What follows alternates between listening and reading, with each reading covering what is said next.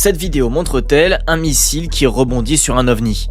C'est la question qui a été posée par le représentant républicain Eric Burlison devant le Congrès américain mardi 9 septembre. I want to queue up a video that I've been given. Cette vidéo, transmise à Eric Burlison par une source anonyme, n'avait jamais été dévoilée jusqu'ici. Elle aurait été captée par un drone militaire américain MQ-9 Reaper le 30 octobre 2024 au large du Yémen. On y voit un objet lumineux se déplacer à grande vitesse au-dessus de l'océan. Là apparaît un autre objet. Ce serait un missile Hellfire tiré depuis un autre drone Reaper qui vient toucher cet objet non identifié. À ce moment-là, en octobre 2024, cette zone est une zone de guerre active. La marine américaine protégeait les routes maritimes commerciales contre les attaques de missiles et de drones lancés par les rebelles Houthis. Alors cet objet était-il un drone? Représentait-il une menace directe pour les forces américaines? En tout cas aujourd'hui, à part cette vidéo, on ne sait rien sur lui. It had no wings, no rotor, no tail. It had no fuel tanks. They didn't know how it flew or how it was operated. À ce stade, l'armée américaine n'a ni confirmé ni invalidé l'authenticité de cette vidéo, ce qui réduit toute conclusion à de la pure spéculation. That's a Hellfire missile smacking into that UFO and just bounced right off. And it kept going. It kept going, and it looks like the debris was taken with it. Yeah, what the hell is that? Eh bien, personne n'en sait rien. Ce qui pose question, c'est que non seulement le missile est simplement détourné par l'impact, il n'explose pas, mais en plus, l'objet visé continue sa route presque sans encombre, suivi par les quelques débris résultant du tir. This is when it zoomed out, so you can still see it traveling.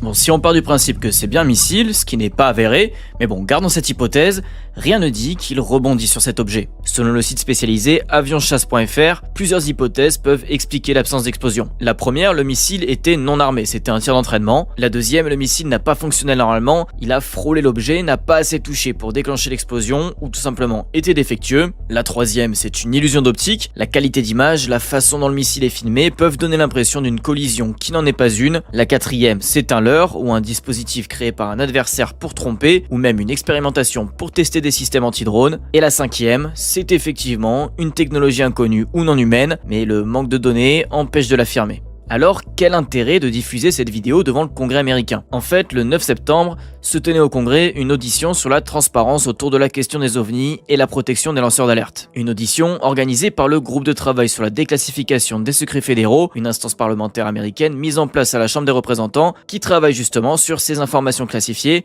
qui pourraient ou devraient être rendues publiques selon eux. For too long, the American spirit has been dimmed by a veil of secrecy, by a government that has grown too comfortable in the shadows, denying us the transparency we deserve. L'un des objectifs, c'est de rétablir la confiance des Américains envers les institutions, souvent accusées de cacher certaines informations essentielles. Et alors cette vidéo, eh bien, Eric Burlison l'a dévoilée pour justement soulever cette question de la transparence. Pourquoi ce genre d'image devrait rester classifié? Pourquoi le Congrès ou le public ne peuvent pas y avoir accès? There are servers where there's a whole bank of these kind of videos that Congress has not been allowed to see, that the public hasn't been allowed to see. Occasionally some of that stuff gets out in the wild and it comes our way. It should be going to you. The public should be seeing this stuff. And why you're not allowed to, I don't know. Au cours de cette audience, plusieurs personnes ont été entendues. Ce journaliste spécialisé sur les ovnis, George Knapp donc, mais aussi d'anciens militaires qui ont partagé des récits de rencontres inexpliquées avec des engins mystérieux. In the classified realm, have you been exposed to undeniable confirmation of NHI technology? And then my second question is BAE Systems involved in any way with reverse engineering exploitation of non-human intelligence craft? Yeah, we're gonna have to have a conversation this Skip for that. Whether I'm legally even allowed to answer that, and whether you're even allowed to hear it, sir. Okay. Again, you can sense our frustration. D'après un récent rapport, le gouvernement américain aurait reçu plus de 750 signalements d'ovnis entre mai 2023 et juin 2024, ce qui a poussé les parlementaires à se pencher sur la question.